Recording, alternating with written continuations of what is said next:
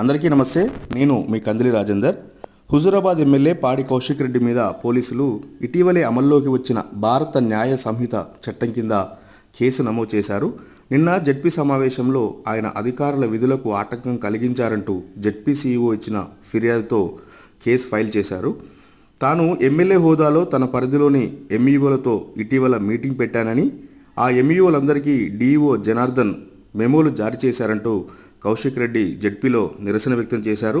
తాను ఎంఈఓలతో మీటింగ్ పెట్టొద్దా అంటూ ఆయన జెడ్పీ వేదికగా ప్రశ్నించారు.